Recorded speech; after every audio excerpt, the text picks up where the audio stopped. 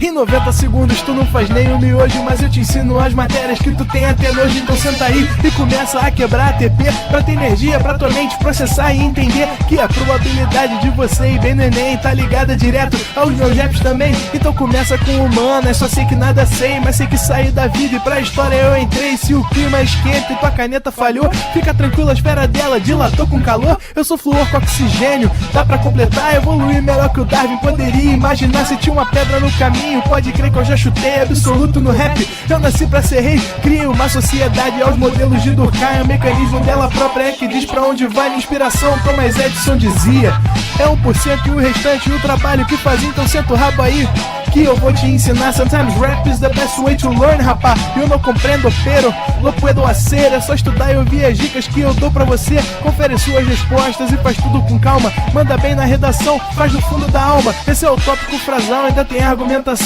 E a resposta pra você eu deixei na conclusão. Se tá nervoso, se acalma pra mandar bem. E se liga nos vídeos que eu te preparo pro Enem.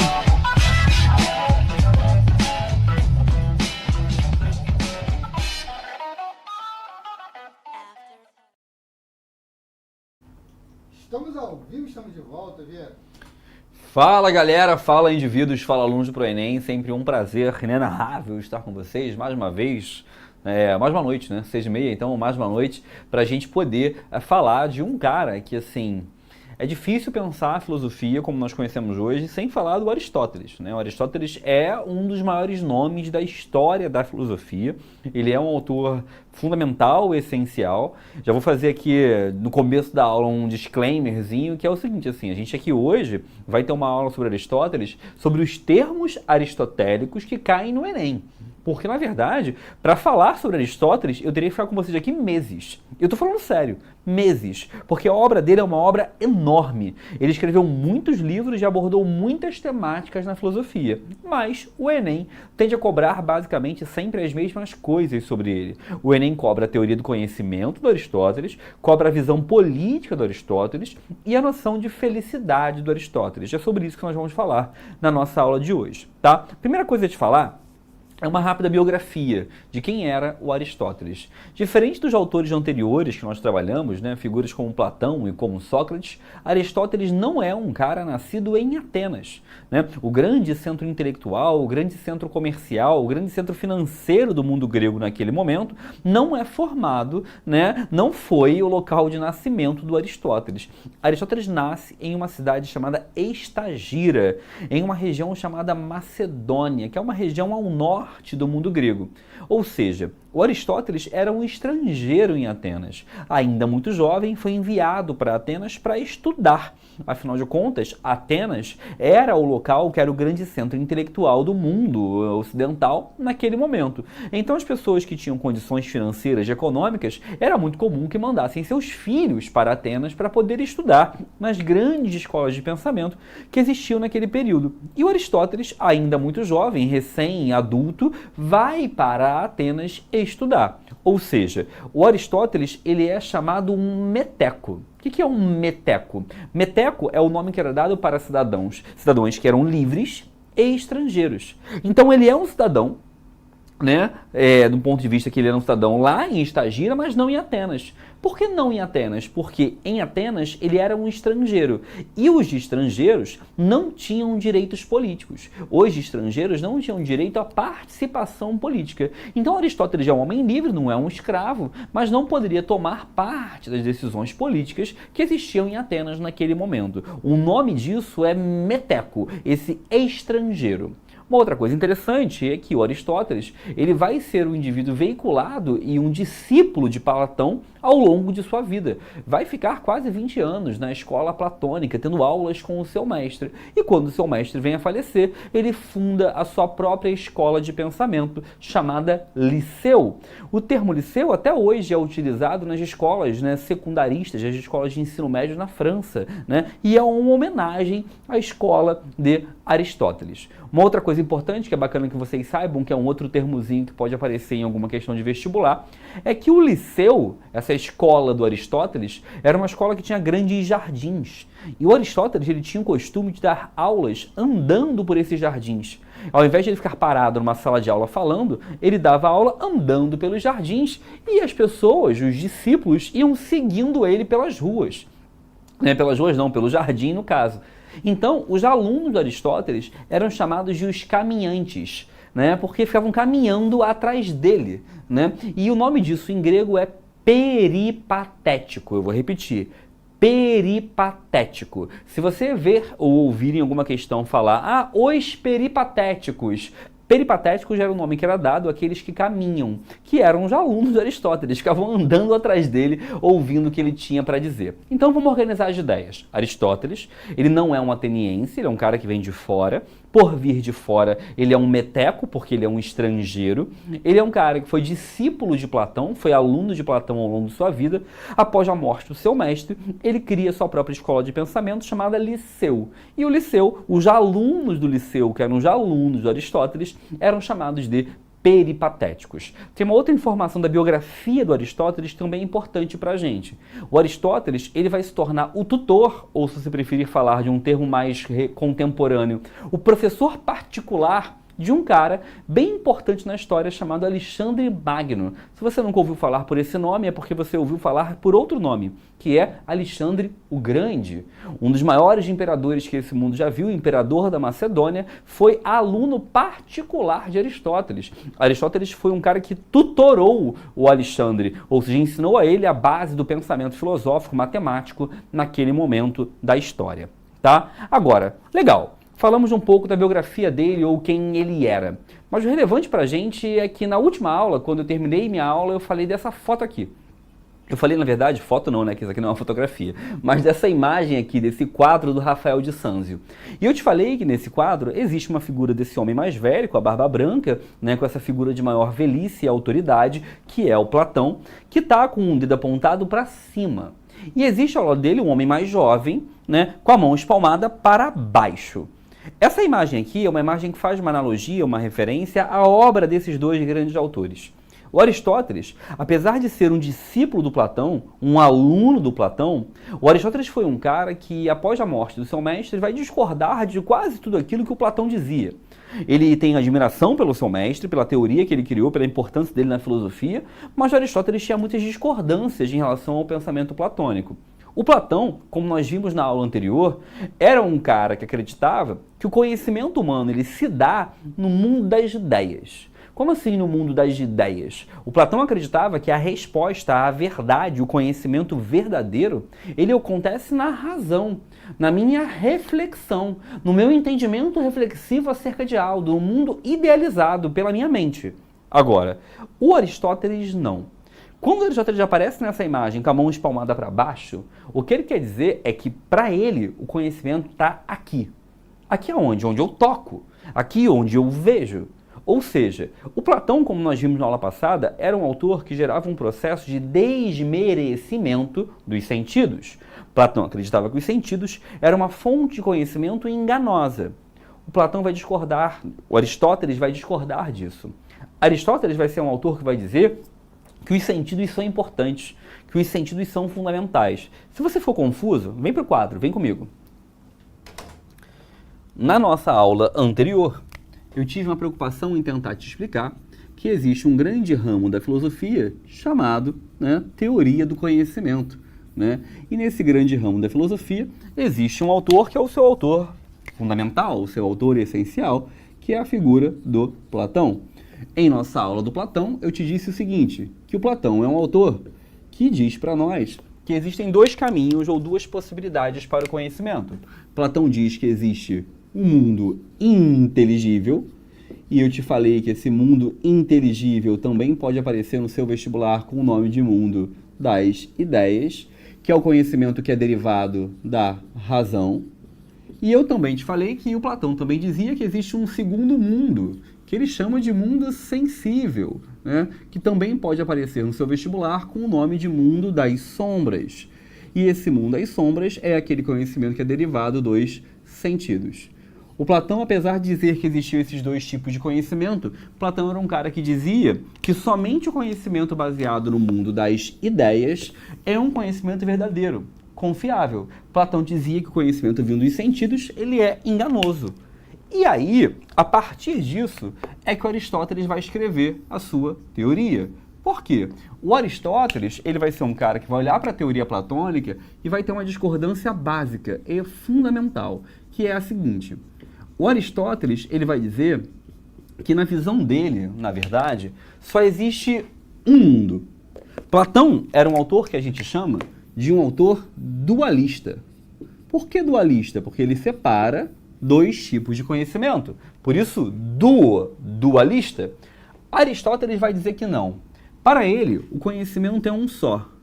E ele vai dizer que esse conhecimento é chamado de mundo material. Esse mundo material, ele consegue conjugar e juntar tanto a razão quanto os sentidos. Então, na lógica aristotélica, razão e sentidos andam juntos. Razão e sentidos não são coisas separadas. Para ele, o conhecimento é monista. Por que monista? Porque é mono. Mono vem de mono, uma coisa só. Ou seja, enquanto Platão falava que existem dois caminhos para o conhecimento, o mundo da razão e o mundo dos sentidos, mas para Platão só a razão era confiável e os sentidos são enganosos, Aristóteles vai dizer que não. Para ele, o conhecimento não se separa. Na visão aristotélica, razão e sentidos andam juntos, não se segregam. Na visão aristotélica, na verdade, você tem que perceber a importância dos sentidos. E quando eu falo sentidos, eu estou falando aqui de visão, audição, tato, paladar, olfato. Como os meus sentidos me ajudam a adquirir conhecimentos. Como que os meus sentidos me ajudam a entender e a refletir acerca da realidade. Então Aristóteles, ele é o primeiro grande autor da história da filosofia a trazer essa valorização dos sentidos, essa valorização do empírico. O que é empírico? É aquilo que eu descubro na empiria, na prática. É aquilo que eu descubro porque eu testei. E para ele, eu só consigo testar as coisas através dos meus sentidos. Então a primeira coisa que você tem que guardar para a nossa aula poder avançar com você seguro é você entender essa diferença. Platão, um autor que acredita que a razão é a fonte de conhecimento real, verdadeira, e Aristóteles, um autor que não separa. E por não separar, por juntar razão e sentidos, de chamar isso de mundo material, ele é o primeiro grande autor a valorizar os sentidos, a enaltecer os sentidos como uma fonte real e uma fonte fundamental de conhecimento. Vem para cá, diretor. Tem uma coisa importante que a gente tem que entender, é o seguinte, quando ele fala dessa valorização dos sentidos, ele está negando o dualismo platônico. Quando eu falo que ele está negando o dualismo platônico, é que ele está negando a ideia fundamental e essencial dessa divisão em duas partes, dessa divisão em dois caminhos. Ele está dizendo, na verdade, que existe um mundo único, que é o mundo material, que conjuga a razão e sentidos numa coisa só. Tá? Deixa eu responder perguntas da galera ali. Sobe para mim, diretor, por favor. Não, desculpa. Abaixa, né, no caso, para você. Primeira pergunta é da Maria Vitória. Professor, pode-se afirmar que liceu é um sinônimo de escola? Maria, em alguns países, em alguns locais, sim. Existem algumas escolas chamadas liceus. Ei, tá sabendo da novidade?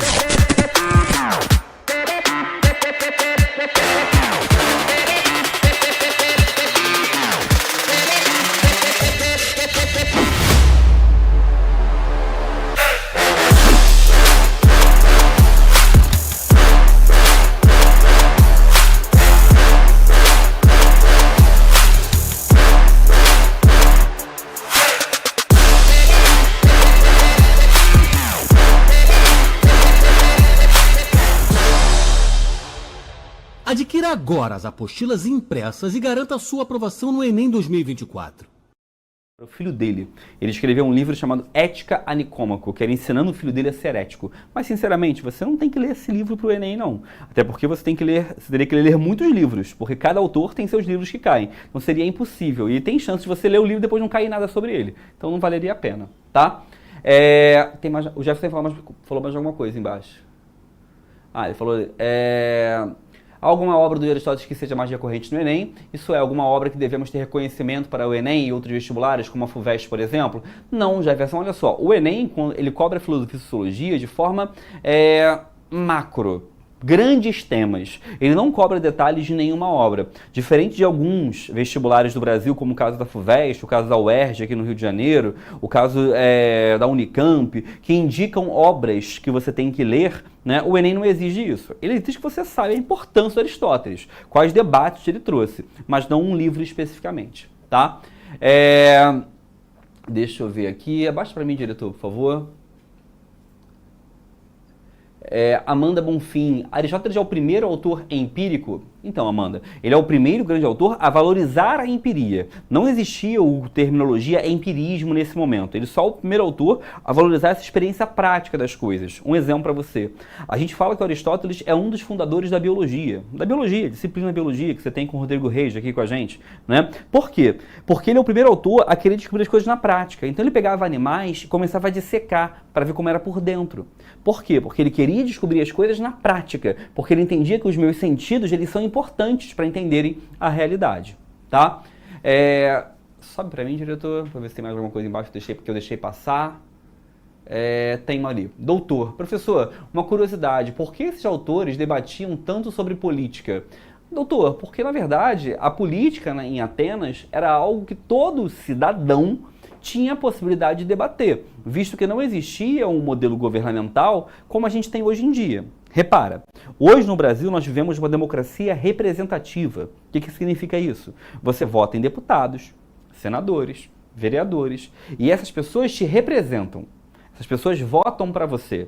Você não vota, você escolhe quem vai votar. Essa é a verdade, né? Lá em Atenas não era assim. O próprio cidadão tinha direito de ir participar. Então a política era algo mais presente, mais cotidiano na vida das pessoas, diferente de hoje em dia, que a política se distanciou muito da nossa vida, infelizmente. Tá? Vamos avançar, vamos continuar aqui. O Aristóteles, quando ele traz para nós essa valorização dos sentidos, tem uma coisa que o vestibular gosta muito de cobrar, que é isso aqui. Como ele valoriza o material, e eu quero que você entenda o material como os sentidos, como a prática, ele cria uma teoria bacana chamada Teoria das Quatro Causas. Guarda esse termo, Teoria das Quatro Causas. O que seria essa Teoria das Quatro Causas? O Aristóteles vai dizer que todo objeto existente no mundo, ele tem sempre quatro causas. O que seriam quatro causas? Seriam quatro explicações acerca do que esse objeto é, ou do que ele representa. Primeira causa, causa material. É do que um objeto é feito. Quer ver? Deixa eu pegar um exemplo aqui. Tem aqui uma régua. Beleza? Essa aqui é a régua que os professores do ProEnem usam ali no quadro para poder... povo de matemática aí, né? Daqui a pouco tem o Viug, né? Glaucio, usam ali. Essa régua, ela é uma régua de madeira. Então a causa material dela, do que ela é feita, é madeira. É o que a forma, é o que a fez. Beleza? Causa formal são as características dessa régua. Por exemplo, ela é uma régua de 50 centímetros. Ela é uma régua de madeira. Ela é uma régua que tem uma cor meio madeira fosca aqui. Ela é uma régua que tem marcação dos centímetros. Ela é uma régua escolar. São as características que ela possui. Ela tem uma causa eficiente. A causa eficiente é quem fez essa régua. É claro que hoje em dia quem faz um objeto como esse é uma empresa formada por dezenas de pessoas. Mas na época de Aristóteles existia a pessoa. Tinha o padeiro, o ferreiro, o marceneiro, o cara lá que fazia os metais, ou seja, eram pessoas. A causa eficiente é quem fez, é quem produziu. E tem uma causa final. A causa final é a finalidade, é para que serve o objeto. Essa régua, por exemplo, serve para você poder medir ou para você poder fazer algum tipo de desenho em alguns ambientes, beleza? Eu estou usando o exemplo da régua, mas isso serviria para qualquer coisa. Quer ver? Deixa eu pegar aqui um outro objeto que tem aqui no... Peguei aqui o meu celular, tá? Quando você pega, por exemplo, o celular, tá aqui, o celular. Beleza? O celular, ele está aqui e esse celular ele tem causas materiais. O que é uma causa material? É do que esse celular é feito.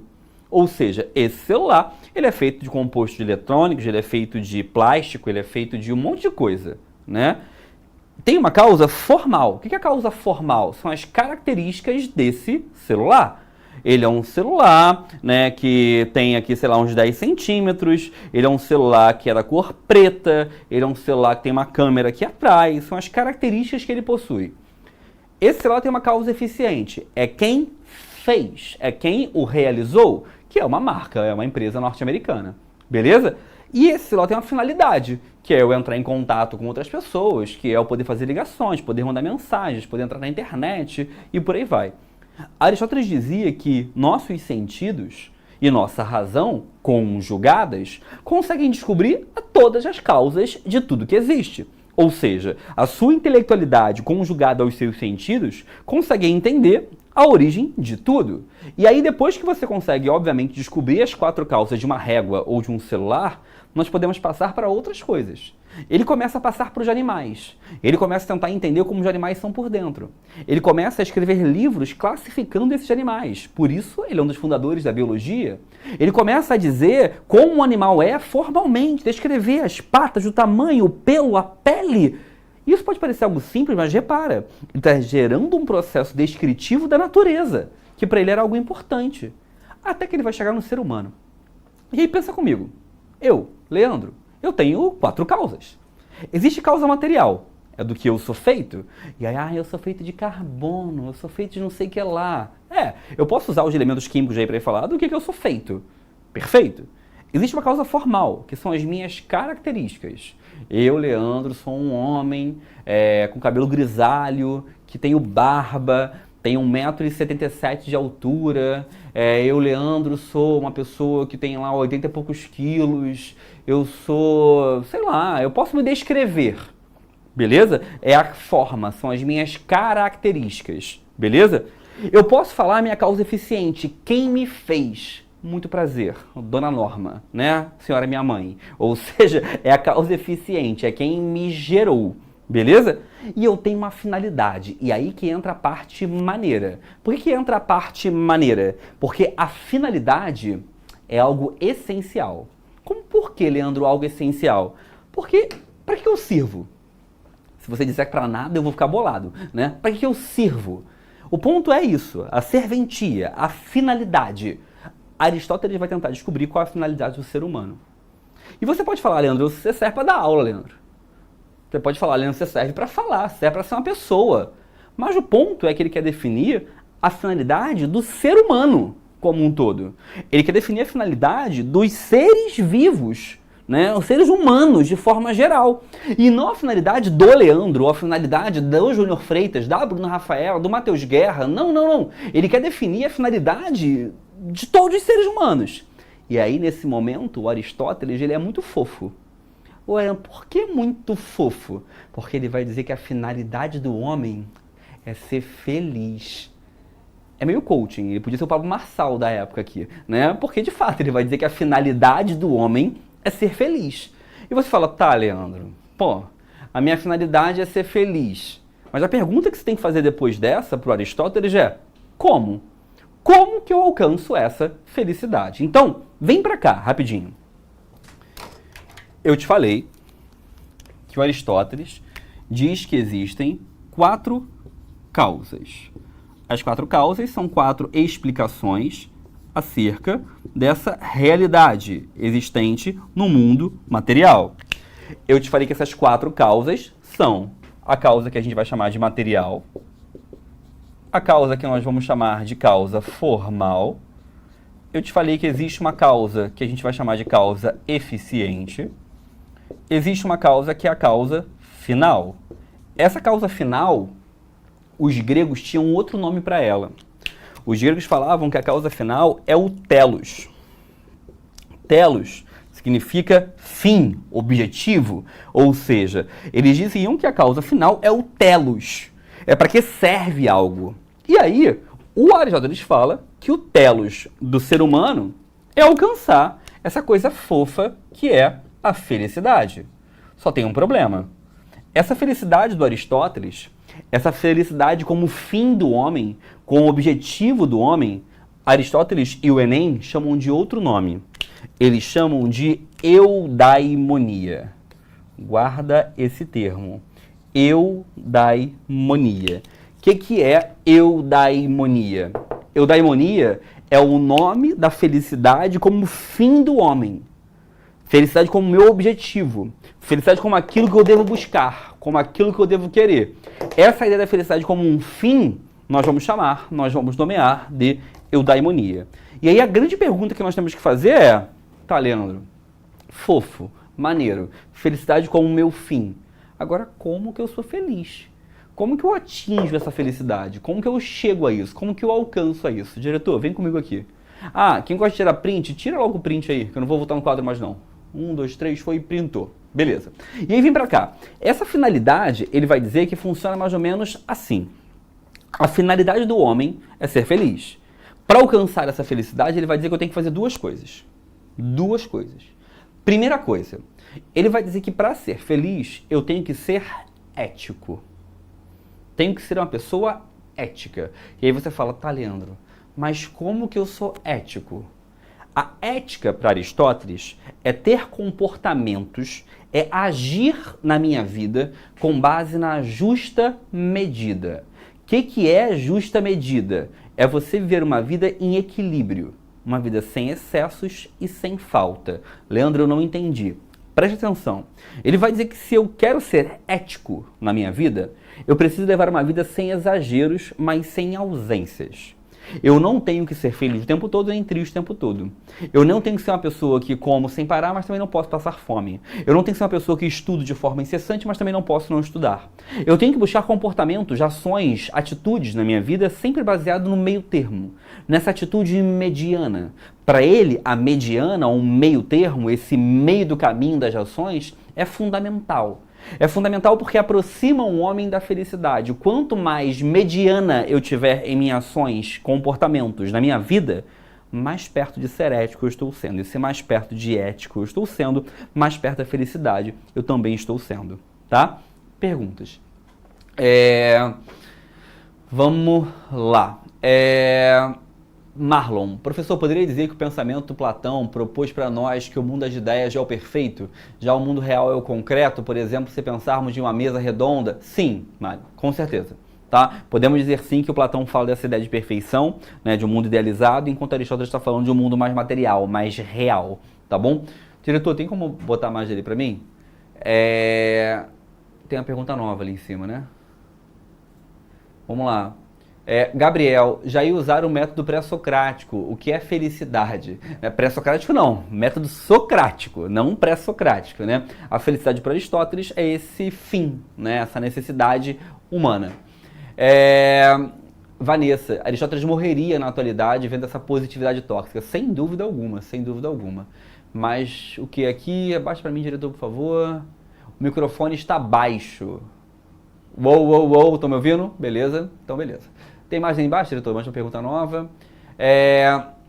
Nadine, professor, então a ética estuda a conduta ou fim do homem como indivíduo? A conduta. Só que repara, Aristóteles está dizendo que para chegar ao meu fim, eu tenho que ter uma conduta baseada nessa justa medida. Segundo ele, esse é um caminho para a felicidade. Buscar essa vida mediana, essa vida baseada no meio termo das ações e dos relacionamentos. Essa é a primeira coisa que eu tenho que fazer para conseguir chegar à felicidade, para poder chegar a essa eudaimonia, para chegar a esse telos do ser humano. Agora, tem uma outra coisa importante, que é o seguinte. Para o Aristóteles, além da ética, além de ser ético, além de ter esse comportamento baseado na justa medida, eu também preciso ter um comportamento político. O que é um comportamento político? Aristóteles é o autor de uma frase que talvez você já tenha usado em alguma redação na sua vida, que é uma frase bem clichê, que fala assim, o homem é um animal político. Você já ouviu essa frase, né? Quando ele fala que o homem é um animal político, o que ele quer dizer é o seguinte, que o homem é um animal que vive social. A ideia do Aristóteles é que o homem é um ser que vive coletivamente, o homem é um ser que vive em grupo, o homem é um ser que para ser feliz, para alcançar a eudaimonia, para conseguir chegar a essa felicidade, ele precisa viver coletivamente. A felicidade não está em uma vivência sozinha, ela está numa vivência coletiva. Está numa vivência que vem conjuntamente a outros indivíduos, a outras pessoas. Então, para ele, a felicidade está em um processo de justa medida, é claro, está num processo ético, mas a felicidade também está em uma vivência coletiva. E essa vivência coletiva tem que ser política. O que ele quer dizer com uma convivência política? Ele quer dizer que para alcançar a minha felicidade, eu tenho que viver num local onde as pessoas também estão buscando as delas. Então a ideia aristotélica é que o governo, a autoridade governamental, a autoridade política, ela também tem que buscar a felicidade dos outros. E aí ele fala uma coisa que é o seguinte, que a política, ela nada mais é do que a busca do bem comum. Então para ele a grande função de um governo, a grande função de uma autoridade governamental é buscar o bem comum, é buscar o bem coletivo, é buscar o bem das pessoas. Para ele, essa busca pelo bem comum é o que vai levar à felicidade. Então, organizando as ideias, volta, vem comigo, concentra, olha para cá, indivíduo, presta atenção. 4 causas. Volta aqui. 4 causas. Causa material, o que forma um objeto. Formal, como é esse objeto. Eficiente, quem fez esse objeto. Final, para que serve. Quando ele fala do ser humano, ele fala que o homem serve para ser feliz. Se o homem serve para ser feliz, como que ele é feliz? Se o homem nasce para ser feliz, ele tem que ser feliz, primeira coisa, ele tem que se basear na justa medida, se basear no meio termo. O homem tem que ver essa vida sem exageros, sem faltas e sem excesso. Depois, o homem tem que ver uma vida política, coletiva. E essa vida política é tanto de interação com demais pessoas, mas também viver uma sociedade onde existe essa busca pelo bem comum. Para ele, a função de um governante é muito simples. Um governante tem que ser ético. É claro, todo mundo tem que ser. Se um governante tem que ter a virtude de ser ético, esse governante tem que se basear na justa medida. Se o governante se basear na justa medida, ele vai ser um governante que vai fazer bem para todos. Porque ele não vai privilegiar nem o mais rico nem o mais pobre. Nem privilegiar um grupo nem a outro. Ele vai conseguir fazer o meio termo. Então, para ele, a política também tem a ver com essa relação de buscar o bem comum, de buscar o bem de todos, de conseguir ser ético em suas ações e nos seus comportamentos. Uma coisa importante. Na nossa penúltima aula, quando eu te falei sobre Platão, eu te falei que o Platão era contra a democracia. Eu te falei que o Platão era um autor que defendia uma visão contrária, oposta à democracia, e eu te falei que o Platão dizia pra gente que para ele o modelo ideal de governo era a sofocracia, aquele governo dos mais sábios, da cidade ideal de Platão. É muito comum que os alunos perguntem assim, tá, Leandro, e para Aristóteles? Qual é o modelo ideal de governo? Aristóteles vai dizer que não existe um modelo ideal de governo. Para ele, qualquer governo que seja ético e que busque o bem comum é um bom governo. Não interessa muito como esse governo se comporta.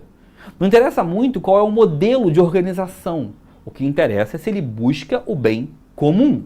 Vou te dar um exemplo. Um governo com um homem só. Um rei. Esse governo pode ser bom ou ruim? Depende.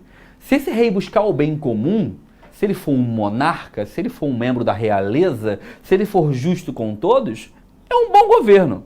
Agora, se esse governo se tornar um tirano, se esse governante se tornar alguém que pensa somente em si ou somente nos seus, se ele não buscar o bem comum, é um governo ruim. Um outro exemplo, pensa num grupo no poder, um grupo que governe. Se esse grupo no poder pensar e buscar o bem comum, tá ótimo, é uma aristocracia, é um grupo no poder. Agora, se essa aristocracia pensar somente nos seus próprios interesses, nós vamos chamar de oligarquia, porque é um grupo que pensa somente em si. Repara, você aprendeu em algum momento da sua vida sobre República do Café com Leite aqui no Brasil, início do século XX, a alternância de poder entre São Paulo e Minas Gerais.